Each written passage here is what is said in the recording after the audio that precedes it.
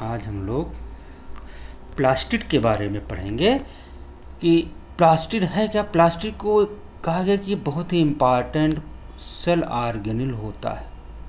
Plastid को जो कहा जाता है कि प्लास्टिड क्या है, बहुत ही इम्पॉर्टेंट सेल ऑर्गेनेल होते हैं जो केवल प्लांट सेल में पाए जाते हैं, एनिमल सेल में नहीं पाए जाते हैं। एनिमल सेल में केवल एगुलिना प्लांट है जहाँ पर प्लास्टिड को रिपोर्ट किया गया कि वहाँ पर क्लोरोप्लास्ट पाया जाता है।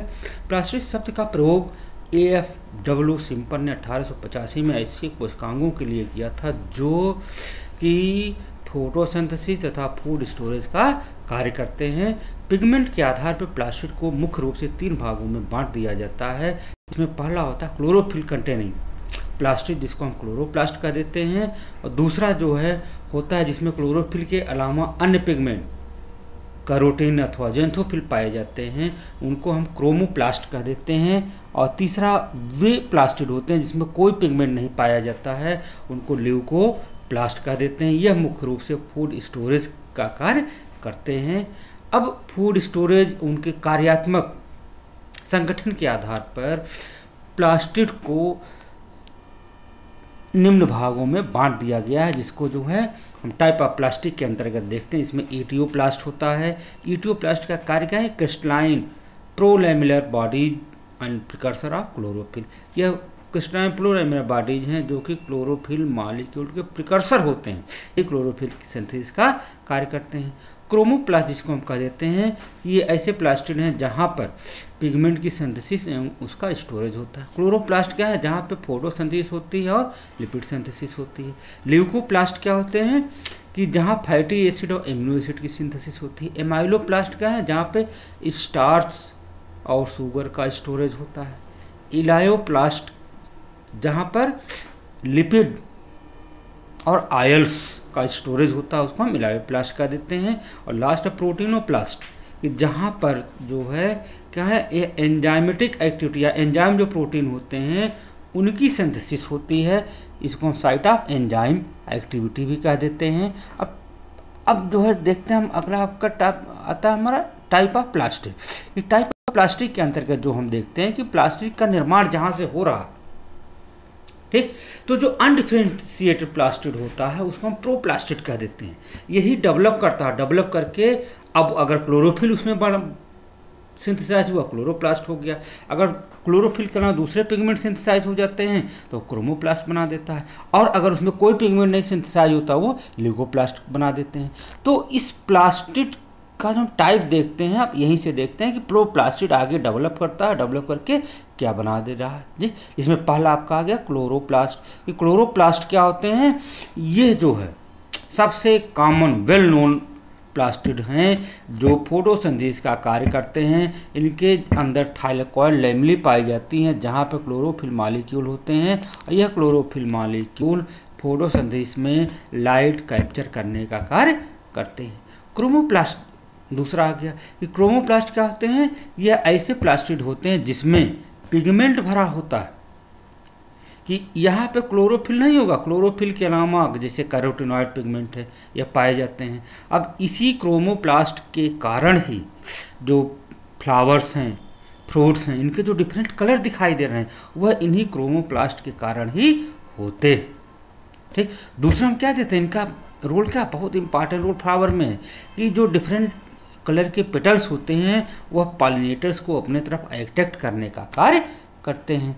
तीसरा है ल्यूकोप्लास्ट। ल्यूकोप्लास्ट क्या है, नॉन पिगमेंटेड प्लास्टिड है, इसमें कोई पिगमेंट नहीं पाया जाता, लेकिन ये क्या करता है, स्टोरेज का कार्य करता है।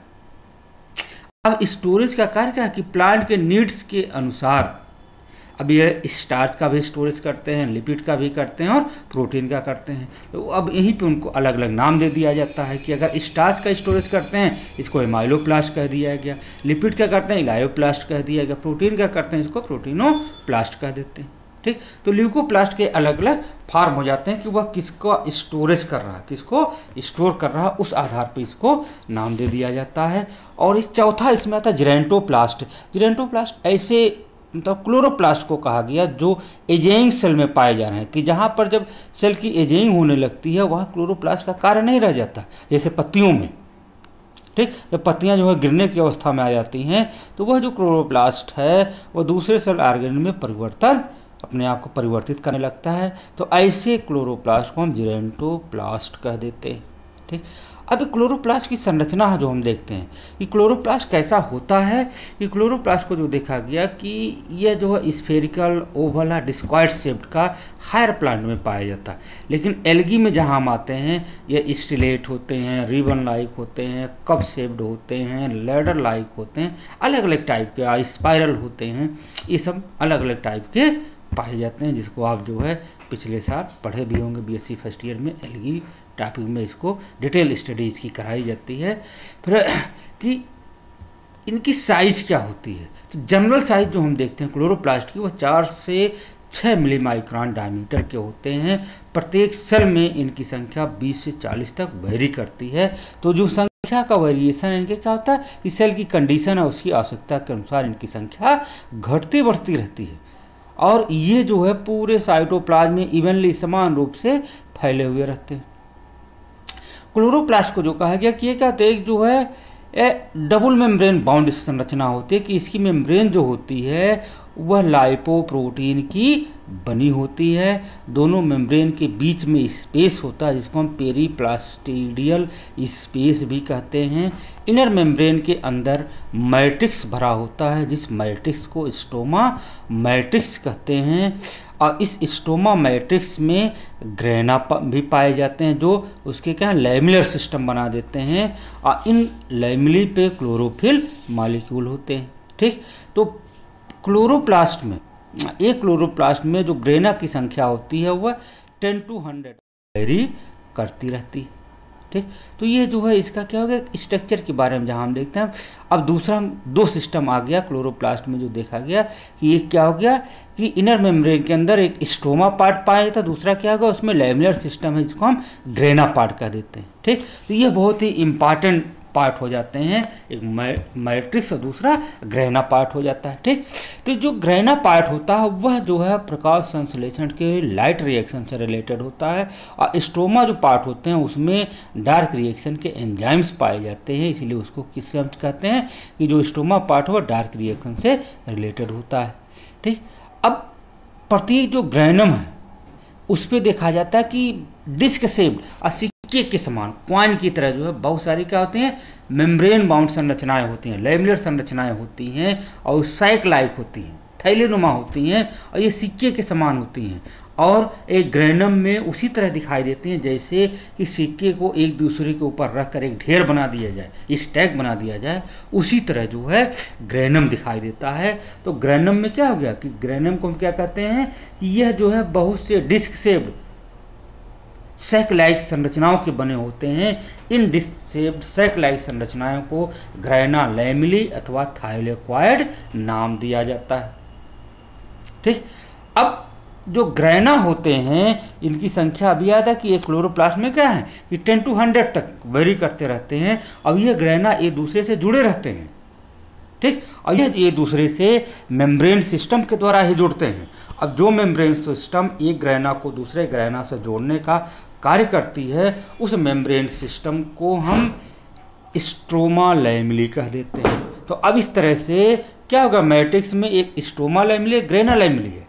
ठीक, यह लैमिलर सिस्टम में आ गया, दूसरा उसका स्ट्रोमा मैट्रिक्स हो गया। ठीक, तो ग्रेना लैमिली को हम थाइलेक्वाइड कहते हैं और जो एक ग्रेना को दूसरे ग्रेना से जोड़ रहे हो जिसको हम इंटरग्रेनम लैमिली कह देते हैं उसको नाम दिया जाता है स्ट्रोमा लैमिली कह दिया जाता है। ठीक, तो अब इस तरह से देखा जाए तो जो क्लोरोप्लास्ट है इसमें 3 मेम्ब्रेन सिस्टम हो जाते हैं, आउटर मेम्ब्रेन, इनर मेम्ब्रेन, तीसरा क्या हो गया जो ग्रेना लैमिली पाई जा रही है। ठीक, अब इनर सरफेस जो होता है थाइलेक्वाइड का, ये थाइलेक्वाइड को क्या बताएगा कि ये क्या होता है मेम्ब्रेनस स्ट्रक्चर सैक लाइक संरचना होती है जो मेम्ब्रेन से घिरी होती है।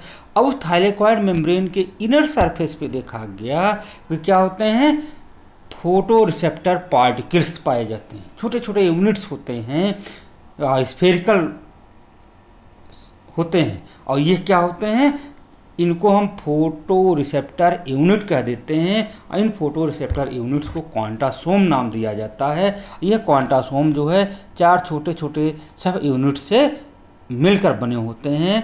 प्रत्येक जो क्वांटासोम होता है उस क्वांटासोम में क्लोरोफिल के 200 मॉलिक्यूल पाए जाते हैं, ऐसा पी.के. गुप्ता ने अपनी बुक में लिखा है।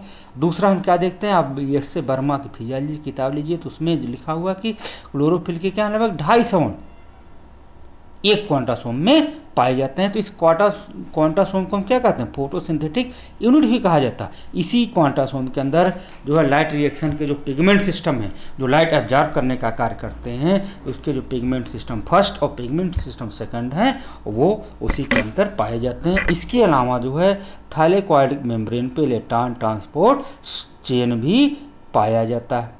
ठीक, अब दूसरा हम क्या देखते हैं, जो पिगमेंट पाए जाते हैं क्वांटासोम में कौन कौन से पिगमेंट होते हैं, इसको जो देखा जाता है क्लोरोफिल ए होते हैं, क्लोरोफिल बी होते हैं, और इसके अलावा कैरोटीन और जेंथोफिल, ये सारे पिगमेंट पाए जाते हैं और यही पूरा एक पिगमेंट सिस्टम बना देते हैं। ठीक, अब स्टोमा मैट्रिक्स जो होता है, जब उसमें आते हैं तो स्टोमा मैट्रिक्स में जो है सबसे इम्पॉर्टेंट क्या होता है कि डार्क रिएक्शन के जितने भी एंजाइम्स हैं, केल्विन साइकिल के जितने एंजाइम्स होते हैं वो सारे एंजाइम सिस्टम स्टोमा मैट्रिक्स में पाए जाते हैं। इसके अलावा इलेक्ट्रॉन डेंस बॉडीज होती हैं, ऑस्मोफिलिक ग्रेन्यूल्स भी पाए जाते हैं, 70s टाइप के राइबोसोम्स होते हैं, सर्कुलर डीएनए भी पाया जाता है, आरएनए भी पाया जाता है, और पूरा एंजाइम सिस्टम बताया गया। तो अब चूंकि इसमें डीएनए, आरएनए और राइबोसोम इनकी भी उपस्थिति होती है, इसलिए इसको भी कहा जाता है कि क्लोरोप्लास्ट भी एक सेमी ऑटोनॉमस ऑर्गन होता है। ठीक, अब इसका कार्य हम देखते हैं। कार्य को जो देखा गया मुख्य रूप से जो प्लास्टिड का कार्य होता है, ये क्या, storage and synthesis of food, main bus यही कार्य है। ठीक, ये फूड सिंथेसिस का भी कार्य करते हैं और फूड स्टोरेज का भी कार्य करते हैं। अब डिफरेंट टाइप के जो फूड मटेरियल्स हैं, चाहे स्टार्च का स्टोरेज है, लिपिड का है, फैट का है, प्रोटीन का है, ये सब का स्टोरेज करते हैं। ठीक, और उसी अनुसार उनको अलग अलग नाम भी दे दिया जाता है। अब हम क्लोरोप्लास्ट पे जहाँ हम आ जाते हैं केवल, तो क्लोरोप्लास्ट का जो मुख्य कार्य होता है वह क्या है, फोटोसिंथेसिस का होता है। और फोटोसिंथेसिस के 2 स्टेप, एक लाइट रिएक्शन और डार्क रिएक्शन होते हैं। ये दोनों क्लोरोप्लास्ट के ही अंदर होते हैं कि क्लोरोप्लास्ट का जो ग्रेना पोर्शन होता है, उस ग्रेना पोर्शन में फोटोसिंथेसिस का लाइट रिएक्शन होता है, जबकि जो स्टोमा पोर्शन होता है वहाँ पे फोटोसिंथेसिस का डार्क रिएक्शन होता है। ठीक, तो लाइट रिएक्शन में हम किसको देखते हैं, तो पिगमेंट सिस्टम होते हैं जो लाइट को एब्जॉर्ब करते हैं, वहीं पर साइक्लिक और नॉन साइक्लिक फोटोफॉस्फोराइलेशन होता है। इसीलिए कहा गया कि इस थाइलेकॉइड का जो मेम्ब्रेन होता है उस पर इलेक्ट्रॉन ट्रांसपोर्ट चेन होता है। ठीक, अब दूसरा केल्विन साइकिल जो होती है वह कहाँ, मैट्रिक्स में चलती है, और केल्विन साइकिल एक टोटली लाइट इंडिपेंडेंट प्रोसेस होता है फोटोसिंथेसिस का, जो कि क्या करता है, जो लाइट रिएक्शन में एसिमिलिटी पावर के रूप में NADP और ATP जनरेट होते हैं, उसी को जो है डार्क रिएक्शन में स्टोमा पोर्शन में यूटिलाइज किया जाता है, और वो CO2 को रिड्यूस करके कार्बोहाइड्रेट में कन्वर्ट कर देते हैं, और यही जो है स्टार्च के रूप में उनमें एक्युमुलेट हो जाता है। ठीक, तो ये देखा जाता है कि यह इनका कार्य होता है। यहीं पर क्लोरोप्लास्ट समाप्त है। अब अगर ये वीडियो पसंद आए हो तो इसको एक बार सब्सक्राइब करिएगा, उससे एक हमारे सब्सक्राइबर की संख्या बढ़ेगी, लेकिन आपका कुछ उसमें जाएगा नहीं, आपका कोई नुकसान नहीं होगा। लेकिन एक बार इसको देखिए, सुनिए, समझिए और सब्सक्राइब जरूर करिए। आप कोई समस्या तो उसको ज़रूर कमेंट में लिख दिया करिए।